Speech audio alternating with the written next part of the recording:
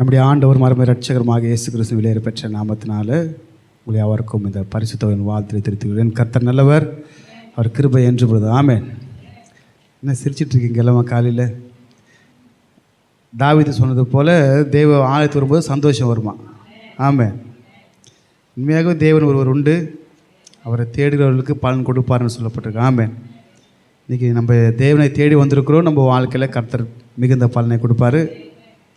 சில பேர் வர முடியாமல் இருக்கிறாங்க. அவங்களுடைய சூழ்நிலை நேற்று கால் பண்ணி சொன்னாங்க, வரலன்னு சொல்கிறத கால் பண்ணி சொல்லிட்டாங்க. கர்த்தர் நல்லவர். ஆமென். ரைட். இந்த நாள் நம்ம தியானிக்க இருக்கிற தேவனுடைய வார்த்தை நியாயாதிபதிகள் புஸ்தகம் 6ஆம் அதிகாரம் 23ஆம் வசனத்தில் ஆண்டவர் யாரை பார்த்து சொல்கிறார்னா 6:23.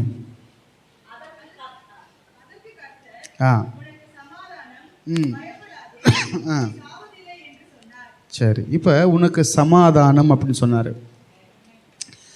இப்போ தேவனுடைய பிரசனம் நமக்குள்ளே வந்துச்சுன்னா, தேவனுடைய ஆளுகை நமக்குள்ளே வந்துச்சுன்னா, முதலாவதாக ஆண்டு சொல்ல வார்த்தை உனக்கு சமாதானம். ஆமென். இது யாருக்கிட்ட சொல்கிறாருன்னு பார்க்கும்போது கிதியோனுக்கிட்ட கர்த்தர் பேசுகிறாரு. பராக்கிரமசாலியே, கர்த்தர் உன்னோடு இருப்பாராக. கர்த்தர் நம்மோடு கூட்டிருந்தாருன்னா என்ன வரும்? சமாதானம் வரும். ஆமென். இப்போ தேவன் நம்மோடு கூட இருந்தார்னா முதல்ல நமக்கு கிடைக்கிறது என்னென்னா தேவ சமாதானம் கிடைக்கும். ஆமென். நம்ம இதில் புரிஞ்சிக்கலாம், தேவன் நம்மோடு கூட இருக்காருன்னா பிரச்சனை வரும், ஆனாலும் தேவன் இருக்கார்ல, அதை சால்வ் பண்ணுவார். ஆமென். இங்கே பிரச்சனை, ஒரே பிரச்சனை. யாருக்கு? கிதியோனுக்கும் அந்த இஸ்ரவேல் ஜனங்களுக்கும் பிரச்சனை வரும்போது இவர் என்ன வேலை செய்யறன்னு பாருங்களாங்க. சரி, முதல்ல அந்த 6:23 வாசிங்க. அதற்கு கர்த்தர் உனக்கு சமாதானம், பயப்படாதே சொன்னார். சரி, அப்போ அதுக்கப்புறம் பார்த்தீங்கன்னா அவர் பேச பாருங்க.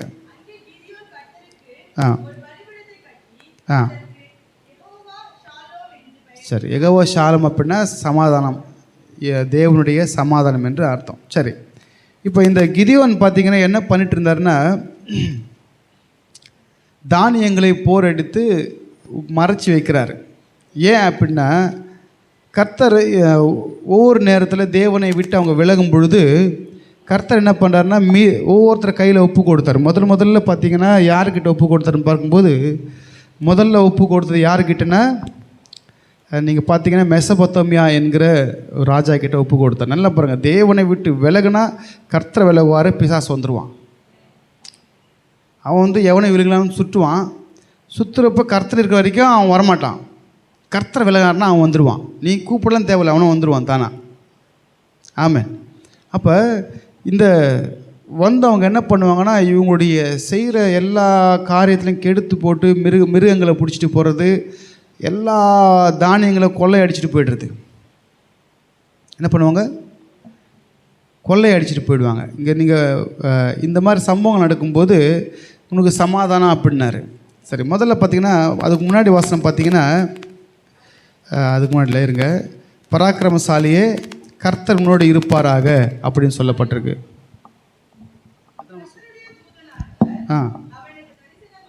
அவனுக்கு தரிசனமாகி கர்த்தர் உன்னோடு இருக்கிறார் என்றார். அதற்கு அவன் சொன்ன பாருங்க, கிதியோன். அப்பொழுது கிதியோன் அவரை நோக்கி, என் ஆண்டவனே, ஆண்டவர் இருந்தால் இதெல்லாம் எனக்கு ஏன் வரப்போகுது?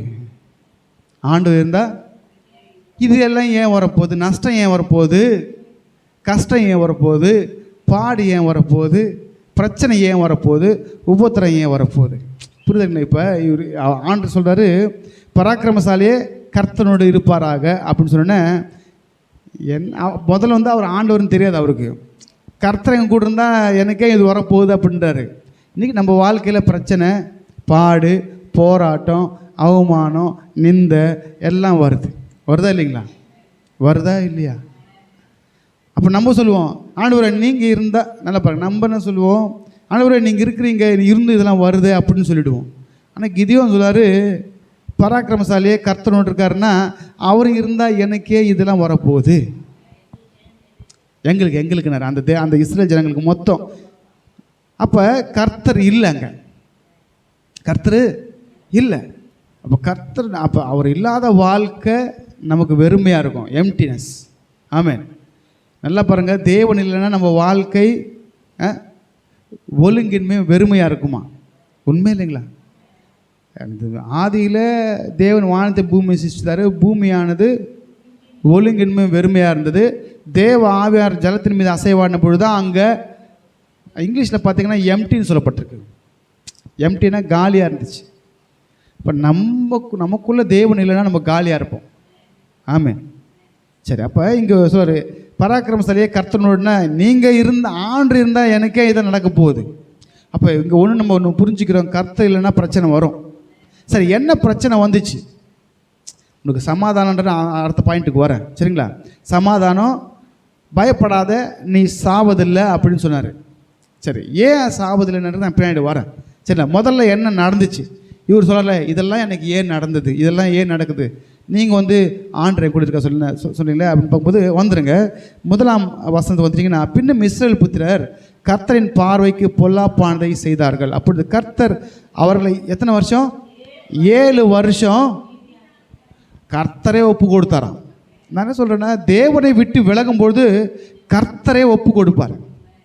ஆமென். நீங்கள் நல்லா பாருங்கள், யோபுவை தாக்க வரும்போது தேவ உத்தரவுடன் தான் வந்தான். அவர் அங்கீகரித்தா மட்டும்தான் பிசாசு வருவான், இல்லைன்னா வரவே மாட்டான். எங்கே போனான் பிசாசு? எங்கே போனான்? நீங்கள் யோபு 1ஆம் அதிகாரம் 2ஆம் அதிகாரத்தை வாசிச்சிங்கன்னா, தேவ புத்திரர்கள் நடுவில் பிசாசு போனான். போய் கேட்குறான், இவன் இந்த மாதிரி பண்ணுறேன். அப்போ கர்த்தர் சிலதை நமக்கு விடுறாருன்னா நம்முடைய விசுவாசத்தை சோதிப்பதற்காக.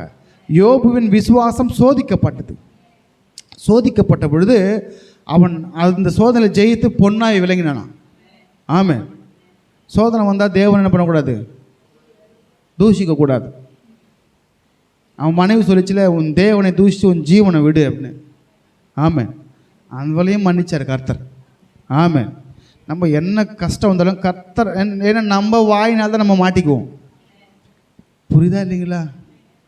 நான் தப்பு பண்ண நான் மாட்டின்னு கர்த்தரை குற்றப்படுத்துறது. புரியுதா இல்லையா? தப்பு எந்து. ஆமென். தப்பு இவங்களுது, தேவனை விட்டு விலகுனாங்க. நான் சொல்கிறேன், இவங்க தேவனை விட்டு விலகி அந்நிய தேவர்களை நாடின பொழுது அந்த அந்நிய தெய்வங்கள் அவங்களுக்கு உதவி செய்யலை. அப்போ அந்த அந்நிய தெய்வங்களை அவங்க வணங்கின பொழுது இங்கே என்ன நடந்துச்சு பார்த்தா, கர்த்தர் ஒப்பு கொடுத்தாரு.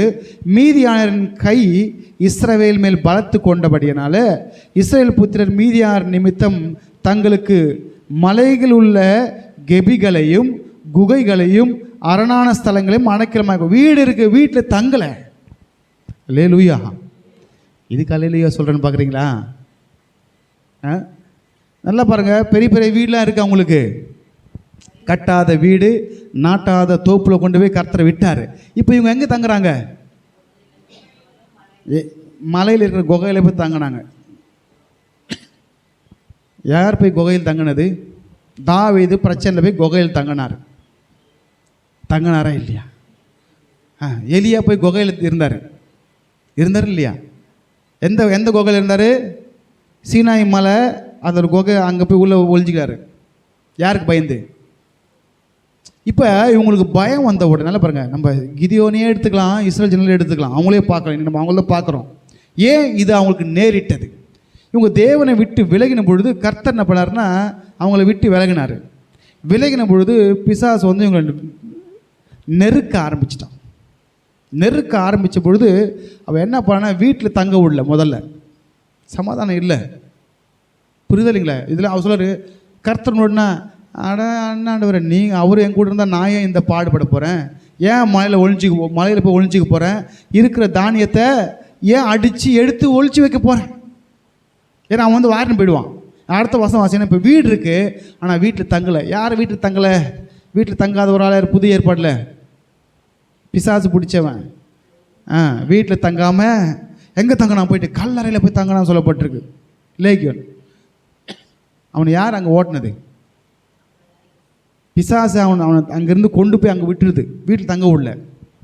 ஆமென். ஏன்னா தேவன் இல்லை, பிசாசு இருந்தால் அப்படி தான் பண்ணுவான்.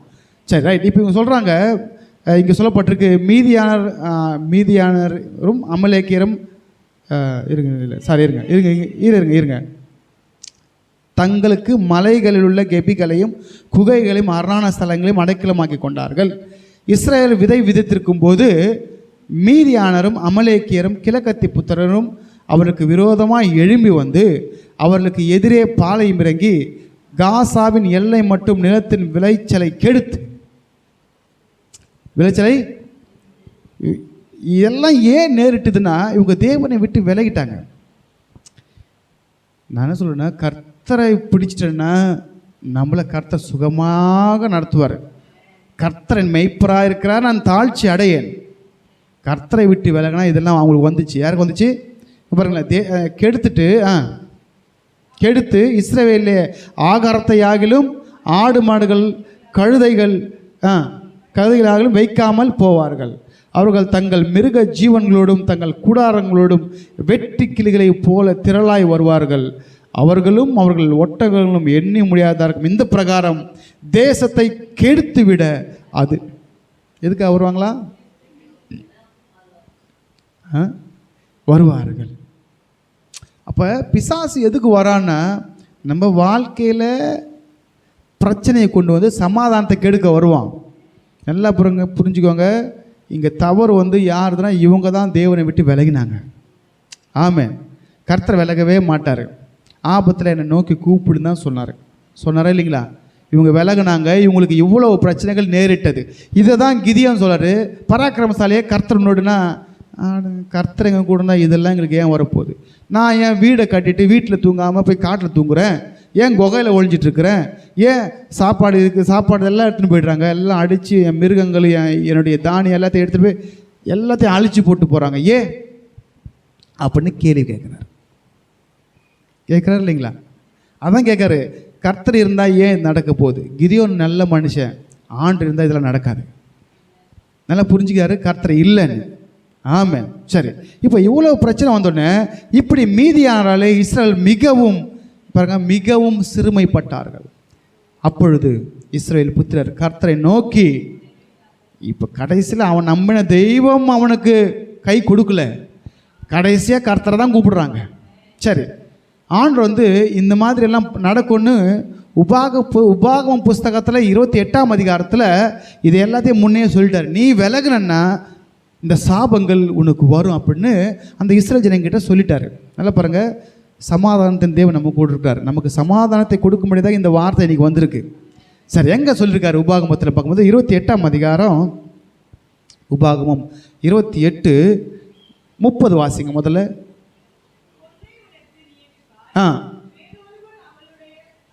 சரி, 31 வந்துருங்க. 31 அது பாதி வாசிங்க அப்படியே. நீ பொண்ணு நிச்சயதார்த்தம் பண்ணுவேன், ஆனால் அந்த பொண்ணை திருமணம் பண்ண மாட்டேன், வீட்டை கட்டுவேன், இருக்க மாட்டேன். ஏன் நான் இங்கே பாருங்கள், சத்ரு தேவன் இல்லைன்னா அவன் வீட்டில் தங்கலை, குகைக்கு போயிட்டான்.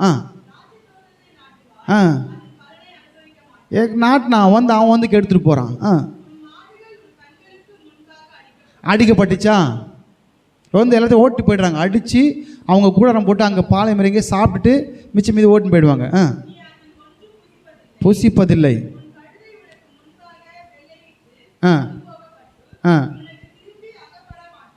அகப்படாமல் போகும். ஆமாம், விலங்கிடப்பட்டு கொண்டு போயிடுவாங்க. யார்? மீதியானவர் எல்லாத்தையும் எடுத்துகிட்டு போயிடுறாங்க. யார் கொடுக்கணுமா? சத்ருக்களுக்கு கொடுக்கப்படும். சரி, ஏன் இதெல்லாம் எனக்கு தான் கர்த்தர் இல்லை. ஆமென். கர்த்தர் இல்லைன்னா இதெல்லாம் நடக்கும்னு அங்கேயே சொல்லிட்டாரு. இன்னும் நீங்கள் எத்தனை வருஷம் வாசிச்சிங்க? 31, 32 வாசிச்சிங்களா? 33 வாசிங்க. 33 வாசிங்க. உன் நிலத்தின் கனியையும் புசிப்பார்கள், ஒடுக்கப்பட்டு இருப்பாய். போதும். இப்போ இதெல்லாம் ஏன் வந்துச்சுன்னா, கர்த்தர் இல்லை, மீதியானவர் இந்த மாதிரி பண்ணுறாங்க. நினச்சி பாருங்கள், ஒரு நிம்மதியாக தூக்கம் இல்லை, ஒரு நல்ல சமாதானமான ஒரு சாப்பாடு இல்லை. ஏன் இது வருது? நம்ம வாழ்க்கையில் ஏன் பிரச்சனை வருது? ஏன் போராட்டம் வருது? ஏன் துன்பம் வருது? ஏன் துயரம் வருது? என்றைக்கோ ஒரு நாள் பிரச்சனை வந்தால் பிரச்சனை இல்லைங்க. எப்பவுமே பிரச்சனை வருதுன்னா கர்த்தர் இல்லைன்னு அர்த்தம். உன் வாழ்க்கையில் கர்த்தர் இல்லை. ஏன் இல்லை? நம்மை நாமே நிதானித்து ஆராய்ந்து அறிந்தோமானால் நாம் நியாயம் தீர்க்கப்படும். அவன் வாயே அவனுக்கு பிரச்சனை. வாயை மூடினா போதும். வாய் இருக்குல்ல, இந்த 6 இன்ச்சு நாக்கு 6 அடி மனுஷனை முடிச்சிடும் கதை. ஆமென். நாவை அடக்குகிறவன் பைபிள் சொல்லப்பட்டிருக்கு. யார் எழுதினது? யாக்கோபு சொன்னார் நாவை பற்றி. நாவும் நெருப்பு தான். நாவும் நெருப்பு தான். அந்த நாவினாலே தேவனை துதிக்கிறோம், அந்த நாவினாலே சபிக்கிறோம். ரெண்டும் எப்படி வர உள்ளேருந்து? கம்முனரு, தேவனை துதி, கர்த்தரை நோக்கி அமர்ந்துரு, கர்த்தர் பெரிய காரியத்தை செய்வார். ஆமென். சரி, இது இப்போ இதெல்லாம் நடந்த உடனே சரி, இது ஒரு பக்கமாக திருட்டு போயிடுவாங்களா, எடுத்துகிட்டு போயிட்டாங்களா? அடுத்து சொல்லப்பட்டிருக்கு இன்னொரு செய்கையும் கர்த்தர் செய்வார்னு சொல்லியிருக்காரு. அதே உபாகமம் 28ஆம் அதிகாரம் 38, 39, 40 வாசிங்க.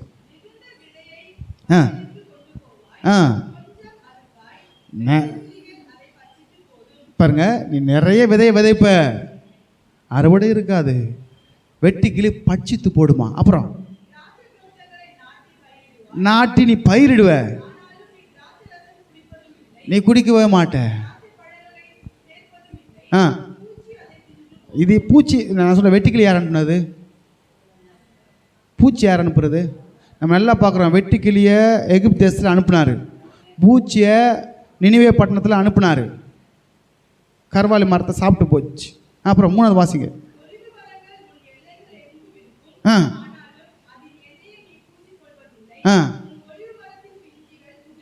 எப்படி உதிர்ந்து போவோம்? எப்படி உதிர்ந்து போவோம்? கர்த்தர் சொன்னால் உதிர்ந்து போனால் உதிர்ந்து போகும். ஆமென்.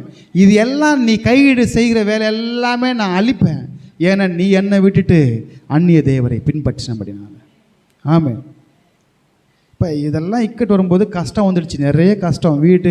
வீடு இருக்குது, தங்க முடியல, தூங்க முடியல, ஒழுங்காக சாப்பிட முடியல. அண்ணன் கிதியோன் அண்ணன் அழுகுறாரு. ஆமென்.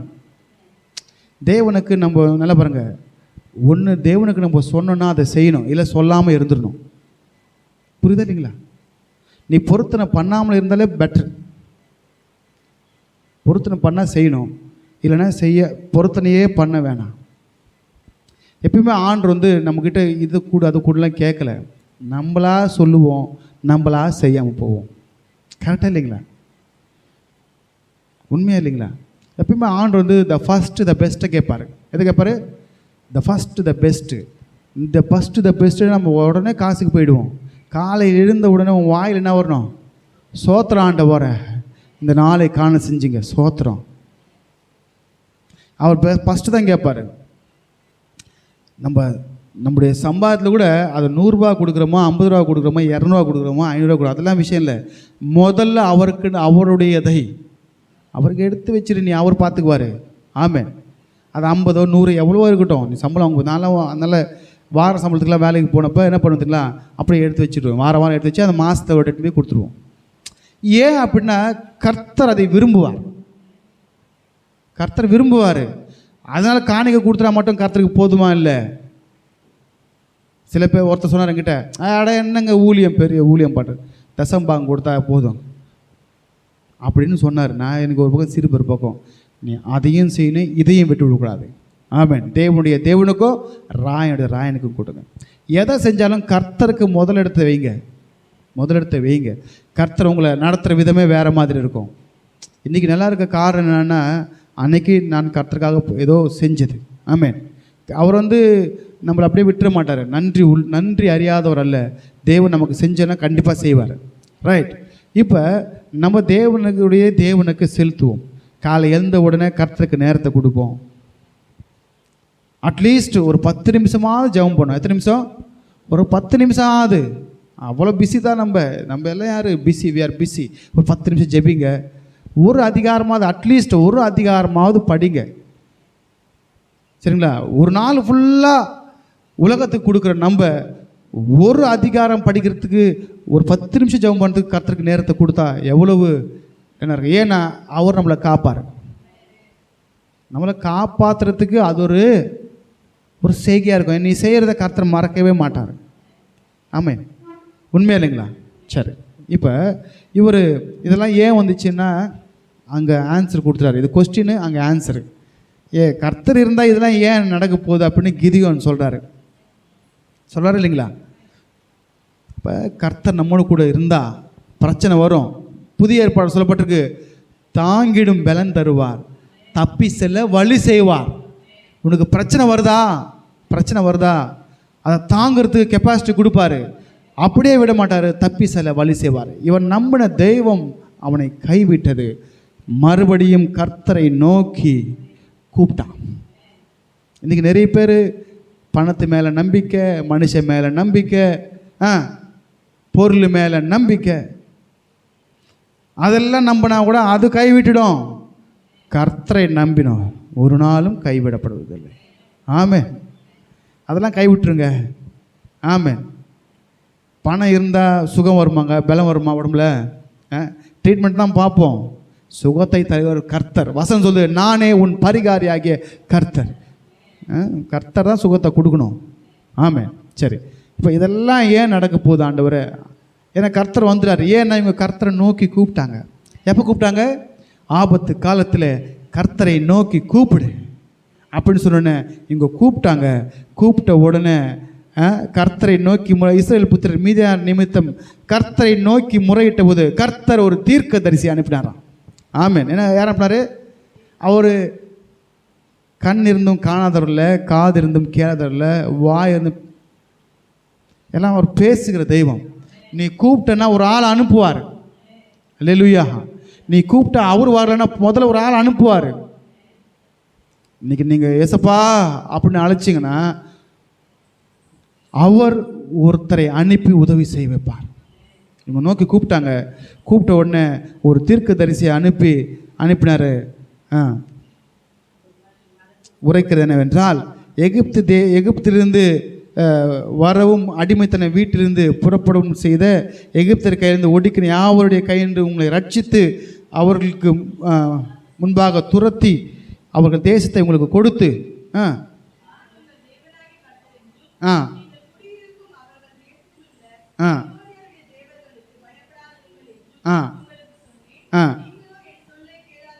இது யார் சொல்கிறது? இங்கே வந்து தீர்க்க தரிசனம் சொல்கிறாரு.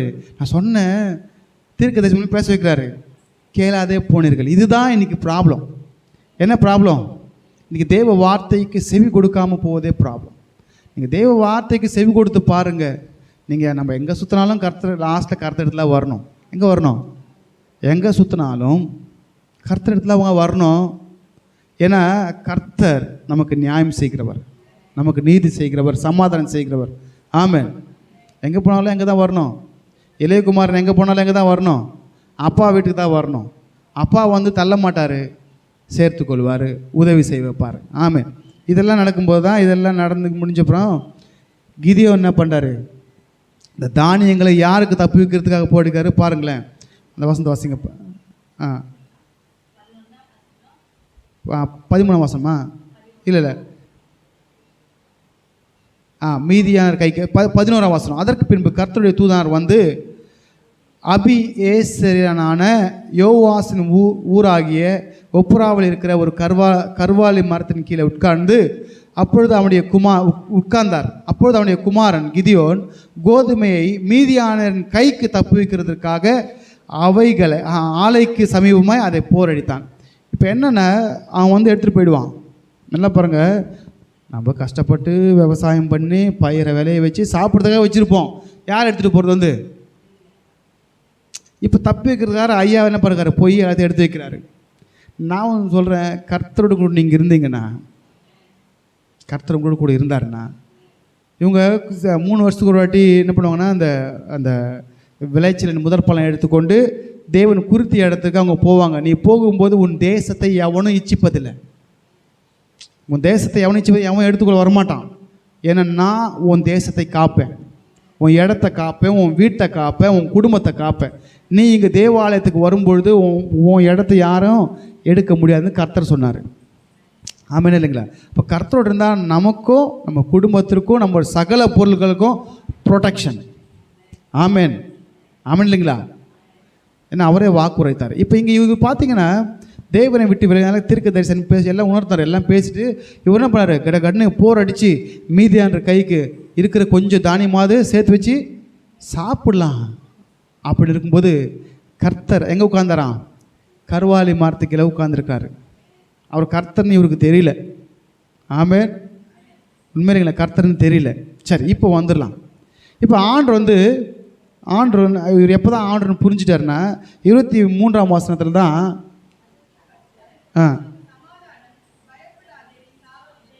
சரி ரைட் அப்படின்னு சொன்னார். என்ன சொன்னார், பயப்படாத நீ சாவதில்லை அப்படின்னு சொன்னார். இப்போ 22ஆம் வசனம் பார்த்தீங்கன்னா, அப்பொழுது கிதியோன் அவர் கர்த்தருடைய தூதன் என்று கண்டு ஐயோ அன்னார். முதல்ல ஐயோ, கர்த்தரான ஆண்டவரே, நான் கர்த்தருடைய தூதனை முகமுகமாய் கண்டேன் என்றான். ஏன் அப்படின்னா, இவர் ஏன் ஐயோ அப்படின்னாருன்னா, தேவனை பார்த்தா யாரும் உயிரோடு இருக்க மாட்டாங்க. அதனால் கர்த்தர் சொன்னார், பயப்படாத நீ சாவதில்லை. இது எங்கே சொல்லியிருக்காருன்னா, கர்த்தரை பார்த்தா மறிச்சுன்னு சொல்லிட்டு யாத்திராகமம் எடுத்துக்கொள்ளுங்க. யாத்திராகமம் 33ஆம் அதிகாரம் 22ஆம் வசனம்.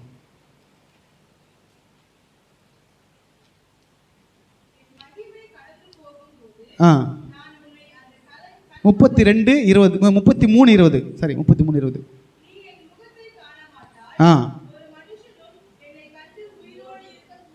இது கர்த்தர் சொன்னார், ஒரு மனுஷனும் என்னை கண்டு உயிரோடு இருக்கக்கூடாது.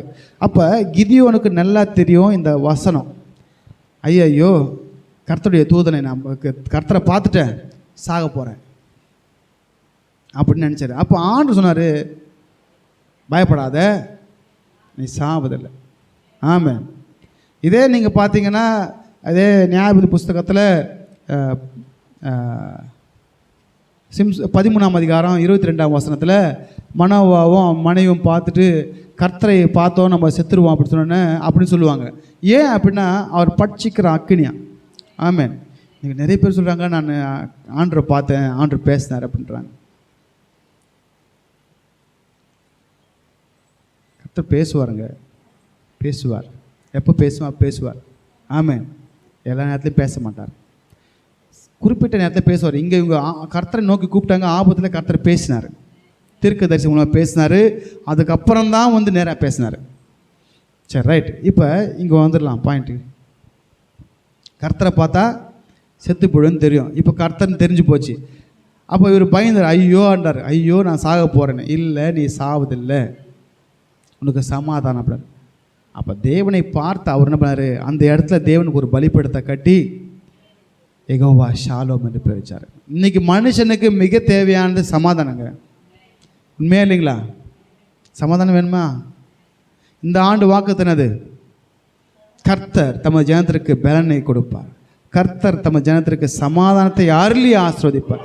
சமாதானமே ஒரு ஆசீர்வாதம். சமாதானம் வேணுங்க. பாட்டே பாடுறாங்க, சந்தோஷம் வேணுமா, சமாதானம் எங்கே வரணும்? இயேசு தான் கொடுப்பார். ஏன்னா அவர் தான் சமாதான பிரபு, சமாதான காரணர், சமாதான கர்த்தர். ஆமென். சரி, இதெல்லாம் ஏன் நேரிட்டது இது வரைக்கும் பார்த்தோம். ஏன் கிதியோன் ஏன் இப்படி நடக்க போகுதுன்னு சொன்னால் நம்ம பார்த்தோம். சரி, கர்த்தரை பார்த்து இப்போ நல்லா பாருங்கள். கர்த்தர் வந்தார்னா சூழ்நிலை மாறும். அல்லேலூயா. கர்த்தர் வந்தால் என்ன மாறும்? இன்றைக்கி இது ஏன் எடுத்தோன்னா, அந்த கிதியோனுக்கும் இஸ்ரேல் ஜனங்களுக்கும் சில பிரச்சனைகள் நேரிட்டது. ஏன்னா அவர்கள் கர்த்தரை விட்டு விலகினதால். நம்மளும் நமக்கு எடுத்துக்கணும். நான் கர்த்தரை விட்டு விலகினா இதில் நடக்குமா? கண்டிப்பாகவே நடக்கும். கிதியோன் வேற இல்லை, இஸ்ரேல் ஜனங்க வேற இல்லை. அப்போ கர்த்தரை பற்றி கொண்டா பாதுகாப்பு வருமா? கண்டிப்பாக பாதுகாப்புறோம். கர்த்தர் வந்தால் பாதுகாப்பு. அல்லேலூயா. அப்போ கர்த்தர் இறங்கிட்டாரு. இனி பாருங்க, கிதியோன் நினச்சிட்டு பார்த்துருக்க மாட்டார். மீதியானரை துரத்த ஓடினாங்க. துரத்தி எத்தனை பேர் போனாங்க தெரியுங்களா? எத்தனை பேர்? வெறும் 300 பேருங்க. 300 பேர் தான். சரிங்களா? அவ்வளோ பெரிய சேனையே நீங்கள் பார்த்தீங்கன்னா எவ்வளோ கூட்டம் வந்தாங்கன்னு சொல்லப்பட்டிருக்கு. நீங்கள் முதல்ல வாசிக்கும் போது மீதியானரும் அமலேக்கிற நிறைய பேர் வந்து இவங்களை கொள்ளடிச்சிட்டு போயிடுவாங்களாம். அவ்வளோ ஜனங்களுடைய கைக்கும் தப்பி வைக்க 300 பேரை கர்த்தர் தெரிந்து கொண்டார். வசனம் வந்து சிறியவனை கொண்டும் பெரிய கொண்டும் கர்த்தர் பெரிய காரியத்தை செய்வாராம். அப்போ கர்த்தர் இறங்கினார்னா நமக்கு விடுதலை. கர்த்தரை இறங்கி நம்ம நீங்கள் என்ன பண்ணணும்னா கர்த்தரை நோக்கி கூப்பிடணும். இந்த ஜனங்க பிரச்சனையை பார்த்து கர்த்தரை நோக்கி கூப்பிடாமல கர்த்தரை நோக்கி கூப்பிட்டாங்க. நீங்கள் கூப்பிட்டீங்கன்னா ஒன்று ஊழியக்காரர் மூலமாக பேச வைப்பார், இல்லைன்னா கர்த்தர் பேசுவார், இறங்கி பேசுவார். இங்கே அதான் நடந்திருக்கு. அல்லேலூயா. ஏன்னா வாசம் சொல்லுது, இதோ சகல நாட்களும் நான் உங்களோட கூட இருப்பேன்னு சொன்னார். மத்தேயு 26:20, சரி 28:20. ரைட், சரி. இப்போ இது வரைக்கும் நம்ம பண்ணோம், இப்படி வாழ்க்கையில் பார்த்தோம். அதுக்கப்புறம் என்ன வந்துச்சு? இல்லாத சமாதானம் கர்த்தர் கொடுத்தாரு. ஆமென். இப்போ தேவன் நம்ம வாழ்க்கையில் வந்தார்னா முதல்ல நமக்கு கிடைப்பது தேவ சமாதானம். சொல்லுங்கள் பார்க்கலாம், தேவ சமாதானம். இன்றைக்கி சமாதானம் இல்லையா? கர்த்தாவே நீங்கள் வாங்க சமாதானத்தை கொடுங்க அப்படி கேளுங்க. சரிங்களா? சரி. இன்னொரு இடத்துல பார்த்தீங்கன்னா கர்த்தர் இல்லைன்னு அவங்க பேசுகிற பாருங்க, சமாதானம் போயிடுச்சுன்னு. சரி, வாசிக்கலாம். புதிய ஏற்பாடுக்கு வந்துடலாம். லூக்கா எழுதின சுவிசேஷம் 24ஆம் அதிகாரம் 36ஆம் வசனம் சொல்லப்பட்டிருக்கு. 24:36. இவைகளை குறித்து எவைகளை குறித்து அப்படின்னா இவைகளை குறித்ததுன்னா நீங்கள் நம்ம வாங்க. குறித்து அவர்கள் பேசி கொண்டிருக்கையில் இயேசு தாமே அவர்கள் நடுவிலே நின்று, அல்லேலூயா, ஏசப்பா இறங்குனா முதல்ல உங்களுக்கு வருவது சமாதானம். ஆமென். இந்த கிதியோனுக்கு பார்த்தீங்கன்னா சமாதானமே இல்லைங்க. பதட்டம், பிரச்சனை, போராட்டம் எல்லாம் வந்துச்சு. பயந்து ஒழிச்சு வைக்க பார்க்குறாரு. எல்லாத்தையும் கடை வேலை செஞ்சு எடுத்துன்னு போய் மீதியான கைக்கு தப்பி வைக்க கஷ்டப்பட்டாங்க. மீதியான இந்த கிதியோன் திருடல, விவசாயம் பண்ணார், எல்லாம் பண்ணார். ஆனால் பிசாசு அழிக்க வருவான். ஆமென். தேவன் என்ன நம்ம கையிட்டு செய்கிற வேலை நம்மளை ஆசீர்வதிப்பார். இங்கே பார்த்தீங்கன்னா தேவன் அவங்க நடுவில் இறங்கி உங்களுக்கு சமாதானம். இதுக்கு முன்னாடி பார்த்தீங்கன்னா என்ன சொல்லப்பட்டிருக்காங்க? இதை குறித்து அவர்கள் பேசி என்ன பேசுகிறாங்க தெரியுங்களா? என்ன பேசுனாங்க? இயேசு காட்சி கொடுத்தாரு, 3 நாள் உயிரிலிருந்து காட்சி கொடுத்தாரு அப்படின்னு பேசிட்டு இருக்காங்க. அதுதான் அங்கே சொல்லப்பட்டிருக்கு. இதை பார்க்க வந்தாங்க யாருன்னா, எம்மாவூருக்கு போன 2 சீஷர்கள் வர்றாங்க. இந்த எம்மாவூர் சீஷர்கள் தேவனை குறித்து சொல்ல ஒரு வார்த்தை பாருங்களேன். 24ஆம் அதிகாரம் 21ஆம் வசனத்தில் சொல்லப்பட்டிருக்கு, அவரே இஸ்ரவேலை மீட்டு ரட்சிப்பவர் என்று நாங்கள் நம்பி இருந்தோம், இவைகள் சம்பவித்து இன்று 3 நாள் ஆகிறது. அவங்க சொல்கிறாங்க, இயேசுக்கிட்டே சொல்கிறாங்க. என்ன சொல்கிறாங்க? இவரே இஸ்ரவேலை மீட்டு ரட்சிப்பார் என்று நாங்கள் நம்பி இருந்தோம், இவைகள் சம்பவித்து என்ன சம்பவிச்சு 3 நாள் ஆச்சு? அவர் சிலுவையில் அறையப்பட்டு அடக்கம் செய்யப்பட்டு 3 நாள் ஆயிடுச்சு. உங்களை நம்பிட்டு இருந்த ஆண்டவரை விட்டுட்டு போயிட்டீங்களே, விட்டுட்டு போவாரா? போக மாட்டாருங்க. பிசாசு இயேசு மறிச்சிட்டான்னு நினைச்சான். இயேசுக்கு மரணமே இல்லை, நானே உயிர்த்தெல்லும் ஜீவனமாக இருக்கிறேன்னாரு. இந்த எல்லாம் பிசாசு நினச்சா சிலுவையில் ஏலி என் தேவனே என் ஆவியும் கையில் ஒப்பு கொடுக்குறேன்னா செத்துட்டு நினச்சிட்டாங்க ஜனங்க. அப்படி நினைப்பாங்க. ஆனால் அவருடைய ஆவி எங்கே திரும்ப போச்சு? கீழே போய் கீழே இருக்கிறவனுக்கு பிரசங்கம் பண்ணார். அல்லேலூயா. அவருக்கு மரணம்லாம் கிடையாது. சரிங்களா? அவர் வேலையை அவர் பர்ஃபெக்டாக பார்ப்பார். சரிங்களா? ரைட். இப்போ எல்லா வேலையும் முடிச்சுட்டு 3ஆவது நாள் கலரை டமால்னு உடஞ்சி, கலர் எப்படி உடஞ்சான்? டமால் ஒன்றுமே காமிக்கிறாங்க. ஆனால் பைபிள் சொல்லுது இலையை போல் போச்சான். அது அதனுடைய மூடிச்சு, இந்த மூடி இலையை போல் அப்படி போச்சான்.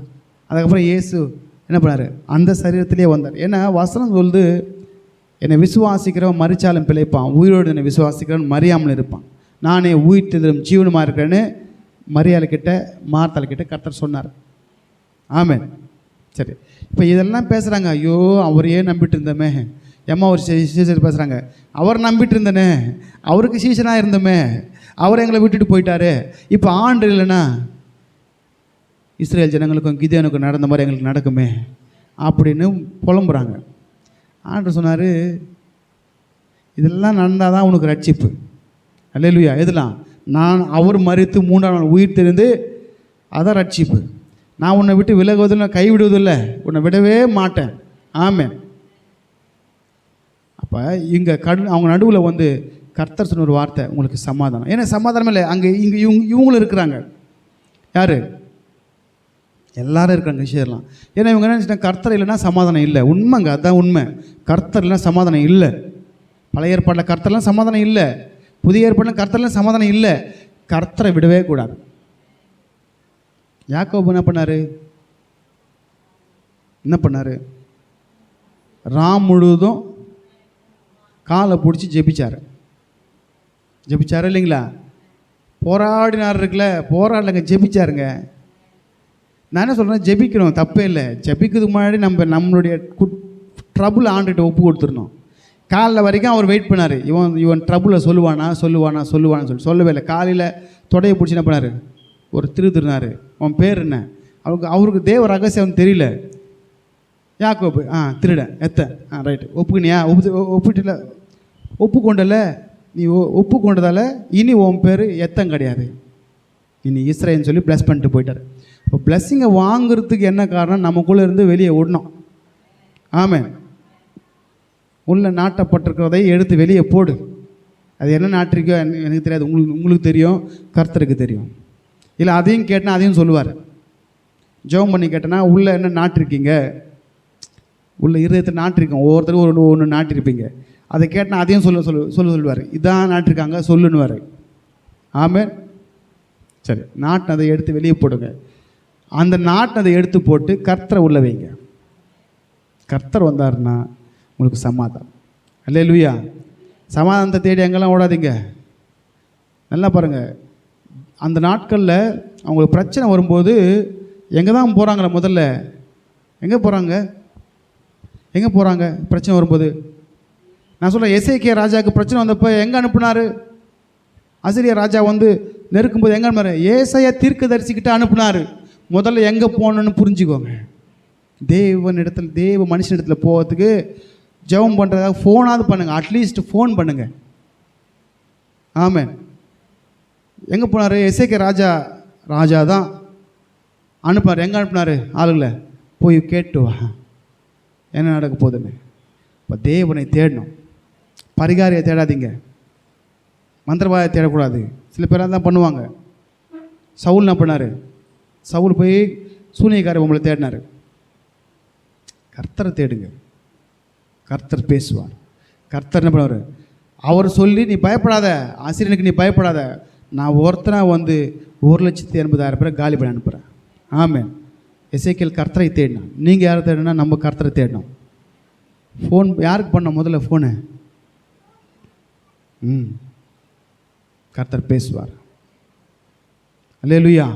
சரி, இப்போ இவங்க ஒரு சீஷருங்க இப்படி சொன்னப்போ அவங்க சொல்ல பாருங்க, அவரே இஸ்ரவேலை மீட்டு ரட்சிப்பார்ட்டு நாங்கள் நம்பி இருந்தோம். இவர்கள் சம்பவித்து 3 நாள் ஆகிறது. உங்களை விடவே மாட்டேன் ஒரு ஆண்டு, உன்னை கையே விட மாட்டேன், நான் உன்னை அழைத்தவர் உண்மை உள்ளவர் சொல்லிட்டு அடுத்து பாருங்க, அந்த இங்கே அப்படியே அதே 24ஆம் அதிகாரத்தில் தான் 36ஆம் வசனத்தில் இவைகளை குறித்து அவர்கள் பேசி கொண்டிருக்கையில் இயேசு தாமே அவர் நடுவில் நின்று உங்களுக்கு ஐயோ அவரை நம்பினே கைவிட்டாரே போயிட்டாரே அப்படின்னு அவங்க பேசும்போது அவர் போகலாம் மாட்டார், வருவார். அல்லேலூயா. ஏன்னா அவர் சமாதான பிரபு. இறங்கி சொல்லார், நீ சமாதானம் இல்லாமல் இருக்கியா? நல்லா பாருங்க. ஏன் அப்படின்னா இவங்க மூஞ்செல்லாம் ஏசப்பா கூட சுற்றின மூஞ்செல்லாம் யார் பார்த்தது? யார்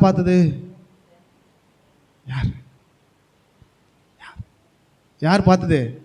பேதுருவை கண்டுபிடிச்சாங்களே, நீயும் அவர்கள் ஒருவன் தான். ஐயோ சாவடிச்சிட்டு போகிறாங்க. அவர் இருந்தப்பாவது என்ன பண்ணார்?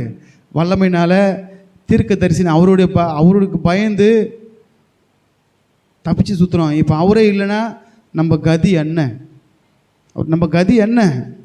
நல்லா பாருங்கள், ஏரோது வந்து யோவான் சானை கொல்றதுக்கு பயந்தான். ஏன்னா அவன் தீர்க்க தரிசி என்று சொல்லப்பட்டதால் பயந்தான். இயேசுவையும் தீர்க்க தரிசி தான் சொன்னாங்க. அப்போ தீர்க்க தரிசியாக இருக்கும்போது தீர்க்க தரிசி கொடுக்கணும்னு கொல்ல மாட்டாங்க. ஏன்னா பயம், தேவ மனுஷன் சொல்லிட்டு. சரிங்களா? இப்போ அவர் இல்லையே, நம்மளை என்ன பண்ண போகிறாங்கன்னு பயந்தாங்க. நல்லா பாருங்கள், இயேசு இல்லைன்னா பயம் வரும். ஆமென். இப்போ இயேசு வந்தார்னா பயம் நீங்கும், உங்களுக்கு சமாதானம். அதுக்கப்புறம் இவங்களுடைய ஊழியம் எப்படி இருந்தது? கர்த்தர் வந்த பிறகு அவரை நடத்தின விதமே வேறு. பயப்படவே இல்லைங்க அவங்க. தூக்கின்னு போய் ஜெயிலில் போட்டாங்க. கர்த்தர் ஜெயிலேருந்து மறுபடியும் ரிலீஸ் பண்ணி வெளியே விட்டு போ அங்கே போய் சொல்லுனாரு. மறுபடியும் போய் சொன்னாங்க. மறுபடியும் பிடிச்சிட்டு வந்தாங்க. மறுபடியும் பேதுருவை பிடிச்சாங்க. மறுபடியும் பவுலை பிடிச்சி போட்டிருந்தாங்க. ஒன்றும் செய்ய முடியல. ஆமென். அவர்கள் ஊழியத்தை அவர்கள் நிறைவேற்றுகிற வரைக்கும் அவர்களை ஒன்றும் செய்ய முடியல. ஏன்னா சமாதான கர்த்தர் அவங்களோடு கூட இருந்தார். அவங்க படாத பாடு இல்லைங்க. ஆனாலும் தேவ சமாதானம் அவங்க இருதயத்தில் ஊற்றப்பட்டது. நம்ம வாழ்க்கையில் சின்ன சின்ன பிரச்சனை பிசாசு போடலாம். ஆனால் கர்த்தரை மட்டும் விடாதீங்க. நம்ம கர்த்தரை பற்றி கொள்ளும்போது கூட பிசாசு போடுவான். ஆனால் உங்களை தேற்றுகிற ஒரு தேவன் உண்டு. ஆமென். உனக்கு வியாதி வருதோ, பிரச்சனை வருதோ, மரணம் வருதோ, என்ன தரவாயில் போனால் கூட கர்த்தர் உங்க கூட இருப்பார். ஒரு தாய் தேற்றுவது போல் அவர் தேற்றுவார். ஆமென். நான் கர்த்தரை இல்லாத வாழ்க்கை ஒன்றுமே இல்லை. சரிங்களா? ஒன்றுமே இல்லாமல் போய் நம்ம எம்டினஸ் தான். கர்த்தர் இல்லைன்னா வெறுமை தான். கர்த்தர் நம்ம வாழ்க்கையில் இருக்கணும். இருந்தார்னா சமாதானம். ஆமென். உன் வாழ்க்கையில் ஒரு வெளிச்சம். ஆமென். இருளான வாழ்க்கை ஒளியாக மாறி போகும். என் கண்ணீர் மாடு என் துக்கம் ஏசு வந்தார்னா உன்னை மாற்றுவார், உன்னை குணப்படுத்துவார். அல்லேலூயா. சரி, அப்போ இங்கே சொல்லப்பட்ட இவங்க இந்த சீசர்கள்லாம் தடுமாறிட்டு இருக்கும் பொழுது, சமாதானம் இல்லாமல் சுற்றும் பொழுது ஏசு அவங்க நடுவில் வந்து உனக்கு சமாதானப்படார். பயப்படாத, நான்லாம் விட்டுட்டு போயிடுவேனா உன்னை? 3 வருஷம் உன்னை அழைச்சேன். என் அழைப்பு மாறாது. நான் உன் மேலே கிருபை மாறாது. மலைகள் பெயர்ந்து போனாலும், பர்வதங்கள் நிலை பெயர்ந்தாலும் அவர் கிருபை, அவருடைய உடன்படிக்கை மாறாது. ஆமென். எப்படி மாறும்? மாறவே மாறாது. அவர் நம்மளை அழைத்தார்னா உண்மை உள்ளவர். நம்ம வேணால் விலகி போகலாம், அவர் விலகவே மாட்டார். நம்ம வேணால் விலகலாம். சில உலக ஆசைனால, சிலவற்றினால இச்சிக்கப்பட்டு விலகி போகலாம். ஆனாலும் ஒரு நாள் உணர்த்துவார், அது இல்லை, இதுதான் நிரந்தரம். ஆமென். சரி, ரைட். இப்போ இவங்க என்ன பண்ணாங்கன்னா சமாதானத்தை கர்த்தர் சொன்னார். இன்னும் நம்ம சாட்சிகளை பார்க்கலாம். மகதலேனா மரியாதை பார்த்து சொன்னார், சமாதானத்துன்னே போ அப்படின்னாரு. சமாதானத்துன்னே போ அப்படின்னாரு. லூக்கா 7ஆம் அதிகாரம் 50ஆம் வசனத்தில் அவங்க தேவனுக்கு செய்த உபகாரத்திற்கு சமாதானத்துன்னே போனார். எங்கே போக சொன்னார்? அவங்கள எங்கே போக சொன்னார்? எங்கே போக சொன்னாருங்க? வீட்டுக்கு தான் போக சொன்னார். சமாதானத்துன்னே போ. இவள் செய்த அநேக பாவங்கள் மன்னிக்கப்பட்டு சமாதானம் போனார். வீட்டுக்கு போனார். எந்த வீட்டுக்கு போக சொன்னார்? அங்கே அவங்க வீடு இருக்குல்ல, எந்த ஊர் அவங்க இருந்தது? அவங்க ஊர் வந்து பெத்தானியாவில் இந்த மகதலேனா மரியாதை, மார்த்தாள், லாசர் அவங்க வீடு இருக்குது. சரிங்களா? அங்கே போக சொன்னார்ல. சமாதானத்துன்னே போ. ஏசு சொல்கிற அவருக்கு பிடிச்ச வார்த்தை, ஏன் ஜனங்கள் சமாதான தாபரங்களில் இருக்கணும். ஆமென். இல்லை, நமக்கு மெயின் சமாதானம் தாங்க. என்னதான் நமக்கு இதெல்லாம் பொருள் இருந்தாலும் சமாதானம் இல்லை, அந்த பொருளை நம்மளை தேற்றாது, நம்மளை ஆற்றாது. ஆமாம். நம்ம வீட்டில் மிக்ஸி இருக்கலாம், கிரைண்டர் இருக்கலாம், வாஷிங் மிஷின் இருக்கலாம், பைக் இருக்கலாம், கார் இருக்கலாம், அதெல்லாம் நம்மளை தேற்றுமா? தேவனுடைய வார்த்தை தான் நம்மை தேற்றும். பைக்கு சமாதானத்தை கொடுத்துருமா? சொல்கிறேன். கார் சமாதானம் கொடுத்துருமா? வீடு சமாதானத்தை கொடுத்துருமா? கர்த்தர் தான் சமாதானத்தை கொடுக்க முடியும். அல்லேலூயா. கர்த்தர் நல்லவர். சரி, இப்போ அதே பெரும்பாலும் ஸ்திரியை பார்த்து அதே வாசம் லூக்கா 8ஆம் அதிகாரம் 48 சமாதானத்தினே போ. நான் எடுக்க விரும்பல, நீங்கள் எடுக்காதீங்க, சமாதானத்தினே போனார். இப்போ தேவன் வெறுமையாக அனுப்புகிற தேவன் அல்ல, அவரிடத்துல வருகிறவர்களுக்கு சமாதானத்தை அருளுகிற தேவன். ஆமென். யெகோவா ஷாலோம். என்ன பாருங்க, அங்கே தேவன் உனக்கு சமாதானம் சொன்னால அந்த கிதியோன் என்ன பண்ணார்? ஒரு பலிப்பீடத்தை கட்டினார். பலிப்பீடத்தை கட்டி யெகோவா ஷாலோம் என்று பேர் வச்சாராம். இங்கே வந்த உடனே என்ன திரும்பக்கூடாது? வாயை வச்சுன்னு கம்முன்ல உட்காரக்கூடாது. இங்கே வந்தால் சோத்திரம் சொல்லணும். நீ வாயை வச்சு சும்மா இருக்கிறதுக்கு இடம் இது வரல. சரிங்களா? சாலமோன் 1000 சோத்திரம் பலிட்டால் தானே கர்த்தர் பேசினார். என்ன வேணும்னு கேட்டார். நீ சோத்திரம் சொன்னால் தானே உன்னை கேட்பார் என்ன வேணும்னு. நீ சோத்திரம் சொல்லலாம், அவருக்கே ஆத்திரம் வந்துடும். என்ன வேணும்னு கேட்க மாட்டார். கர்த்தர் உங்களை கேட்கணுமா? நீ அமைதியாக இருக்கிற இடம் இது இல்லை. சரிங்களா? அமைதியாக நான் சொல்ல ஒன்றே ஒன்று சொல்கிறேன், அமைதியாக இருக்க வேண்டிய இடத்துல அமைதியாக இருங்க, பிரச்சனை வராது. பேச வேண்டிய இடத்துல பேசுங்க, பேசக்கூடாத இடத்துல பேசாதீங்க. இங்கே வந்தால் வாய் சும்மா இருக்கக்கூடாது. அதுக்குன்னு பக்கத்தில் வந்து கதை பேச போகிறீங்க, அதை சொல்ல சோத்திரம் வரணும். சோத்திரப்படி அவன் தேவனை மகிமைப்படுத்துகிறான். ஆமாம் இல்லை? நீ மகிமைப்படுத்த அவனை விட்டுருவார என்ன? அடுத்த வருஷம் சொல்லு, என் நாமத்தை பிரஸ்தாபப்படுத்தும் எந்த சாதத்தை நானும் வந்து உன்னை ஆசீர்வதிப்பேன். நீ பிரஸ்தாபப்படுத்தினா தானே உன்னை வந்து ஆசீர்வதிப்பார். நீ வாயை மூணு சும்மா இருந்தால் என்ன பண்ணுவார்? ஒன்றை பெற்றுக்கொள்ள வேண்டும் என்றால் ஒன்றை கொடுக்க வேண்டும். ஆமென். தேவனிடத்தில் உன் இருதயத்தை கொடு. ஆமென், கொடு. இங்கே வந்தன்னா வாய் சும்மா இருக்கக்கூடாது. நான் ஒரே வாசம், சும்மா இருக்க நேரத்தில் சும்மா இருங்க. புரிதா இல்லைங்களா? சமாதானமாக பிரச்சனை இல்லாமல் ஸ்மூத்தாக போகும். அங்கே பேசி போடுறது, இங்கே வந்து அப்படி உட்காந்தா ஆண்டரும் பேச மாட்டார். இங்கே வந்து வாயெல்லாம் பொத்தி நிறக்கூடாது, விடுதலையோடு கூட ஆராதிக்கணும். விடுவிக்கப்படணுமா? பவுலும் சீலாகிட்ட கற்றுக்கோங்க. சும்மா இருக்கிற இடத்துல சும்மா இருங்க. இங்கே வந்தால் சும்மாவே இருக்கக்கூடாது. சந்தோஷத்தில் கர்த்தரை துதிக்கணும், ஆராதிக்கணும். கர்த்தர் கண்டிப்பாகவே அவருடைய சமாதானத்தை நமக்கு கொடுப்பார். அல்லேலூயா. சரி, இயேசு கிறிஸ்து பார்த்தீங்கன்னா சமாதானத்தை கொடுக்க அவரால் மட்டும்தான் முடியும். அதான் சொன்னார் யோவான் 14:27 என்னுடைய சமாதானத்தையே உங்களுக்கு வைத்து என்ன பண்ணாராம்? வைத்து போகிறேனா. இந்த பூமியில் சமாதானத்தை வச்சு போயிருக்காரு. இன்றைக்கி நீங்களும் நானும் ஏதோ சமாதானமாக இருக்கிறோன்னா அது இந்த உலகம் கொடுக்குற சமாதானம் இல்லை, அவர் வச்சுட்டு போன சமாதானம். சொல்லுங்கள், அவர் வச்சுட்டு போகிறாரு சொன்னார் இல்லைங்களா? அதான் தூதர்கள் சொன்னாங்க, பூமியிலே சமாதானமும் மனுஷர் மேல் பிரியமும். எனக்கு இயேசுவானவர் மனுஷ ரூபமாக இந்த பூமியில் பிறந்தாரோ அன்றைக்கு வந்தது தான் சமாதானம், நம்ம மேலே பிரியம். அப்புறமா 33.5 வயசில் சொன்னார், நான் போகிறேன், அப்படியே விட்டு போல சமாதானத்தை போட்டுட்டு போகிறேங்க. யாருக்கு? நமக்கு. ஆமாம், வைத்து போகிறேன். எதுக்கு வச்சுட்டு போகிறீங்க? யாருக்கு வச்சுட்டு போனார்? எனக்கு. சொல்லுங்கள், எனக்கு. அவரை தேடுகிற எனக்கு, அவருக்கு உண்மையாக இருக்கிற எனக்கு, அவர் இடத்துல மனரம்யமாக இருக்கிற எனக்கு. ஆமாம், சமாதானத்தை வச்சுட்டு போகிறாரு. இப்போ வச்சுட்டு போகிறத நம்ம எடுத்துக்கணும்ல. எப்படி எடுக்க முடியும்? ஒன்றை கொடுத்தாதான் ஒன்றை எடுக்க முடியும். ஆமாம், சரிங்களா? அதை சொல்கிறாரு, என்னுடைய சமாதானத்தையே உங்களுக்கு கொடுக்கிறேன், உலகம் கொடுக்குற பிரகாரமாய் சமாதானம் அல்ல. என்ன தான் உலகம் சமாதானம் கொடுத்தாலும் வீட்டுக்கு வந்தோடனே சோர்வாயிடுவாங்க அவங்க. ஆனால் தேவ சமாதானம் அப்படி இல்லை.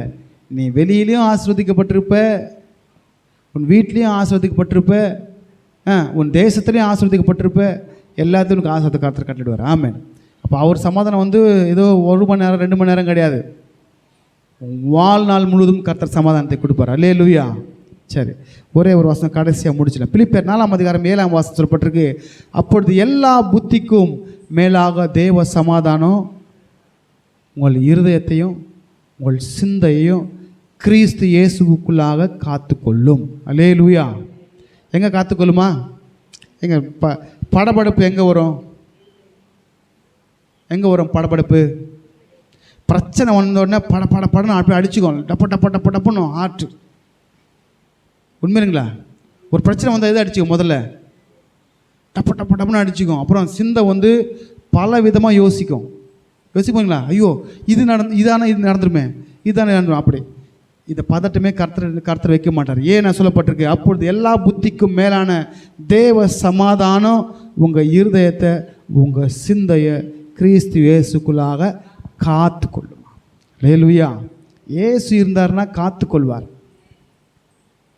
இயேசு இருந்தார்னா காத்துக்கொள்வார். இயேசு இல்லைன்னா சமாதானம் இருக்காது, படபடப்பு இருக்கும், பிரச்சனை பார்த்தா சோர்ந்து போவோம். இப்போ இயேசு ஒருவரே நமக்கு சமாதான காரணமாக இருக்கிறார். ஆமென். இப்போ கிதியோனுக்கு கர்த்தர் சொன்ன வார்த்தை தான், பயப்படாத, உனக்கு சமாதானம். ஆமென். இன்றைக்கி அதே வார்த்தை நம்மளுக்கு 23 வந்து ஒரு ரூபா சொன்னார், உனக்கு சமாதானம். 24 பயப்படாத. ஒருவேளை அநேக காரியங்களை குறித்து நம்ம பயந்துருக்கலாம். என் வாழ்க்கை எப்படி, என் பிள்ளைங்க வாழ்க்கை எப்படி, என் எதிர்காலம் எப்படி, இதெல்லாம் யோசனை வருமா இல்லைங்களா? நம்மளே இவ்வளோ கஷ்டப்படுறோமே, குழந்தைங்க வேறு இருக்குது, அதுங்களுக்கு எதனா பண்ணலாம், அதுவும் கஷ்டப்படுமே, அப்படியே யோசிப்போமா இல்லைங்களா? கர்த்தரை அலைங்க, உங்கள் சூழ்நிலை கர்த்தர் மாற்றுவார். ஆமென். சமாதானம் இல்லாமல் இருக்கிறீங்களா? சமாதானத்தை கர்த்தர் கொடுப்பாரு. எதிர்காலம் அவர் கையில். ஆமென். அதனால் இன்றைக்கு இந்த சமாதானத்தின் வார்த்தை நம்ம மத்தியில் வந்திருக்கு. அங்கே கிதியோன் பலிபீடத்தை கட்டி யெகோவா ஷாலோன்னு பிரித்தார். இங்கே நீங்கள் எங்கே பலிபீடத்தை கட்டுவீங்க?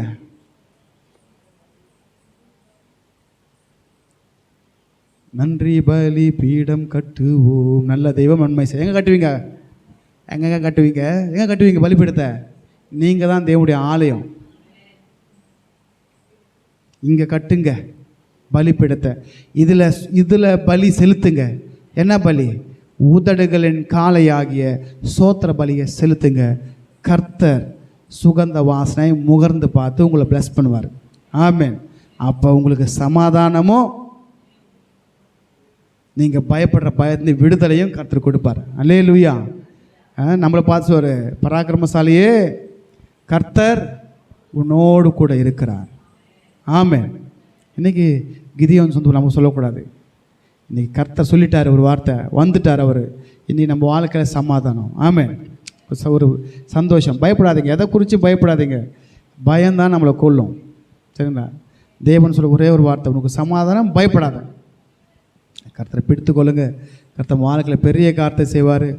கிதியோனுக்கு மட்டும் இல்லை, அவரை நம்புகிற எல்லோருக்கும் தேவன் சொல்கிற ஒரு வார்த்தை, உங்களுக்கு சமாதானம், நீங்கள் பயப்படாதீங்க.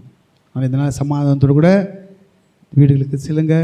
தேவ சமாதானம் உங்கள் இருதயங்களையும் உங்கள் சிந்தையும் கிறிஸ்து இயேசுக்குள்ளாக காத்து கொள்ளட்டும். தேவன் உங்களை ஆசீர்வதிப்பாராக. ஆமென்.